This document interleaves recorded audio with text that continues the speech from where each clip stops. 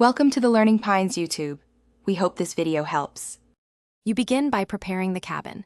Adjust seat and mirrors so you have full control and buckle in. Press and hold the brake, start the engine, and confirm the parking brake is on for safety.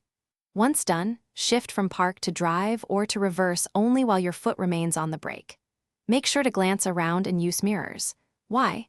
Because the car can move immediately when you release the brake, so you must be ready to steer and modulate throttle. You release the brake smoothly and apply light throttle to start rolling. This prevents jerks and conserves fuel.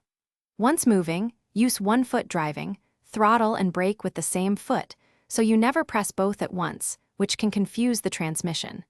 Make sure to downshift or select S/L when you need more engine braking on hills, and engage cruise control on highways for steady speed. While steering, anticipate stops and traffic, so you can let the transmission shift without abrupt input. You finish by braking early and using engine braking on long declines to avoid overheating the brakes.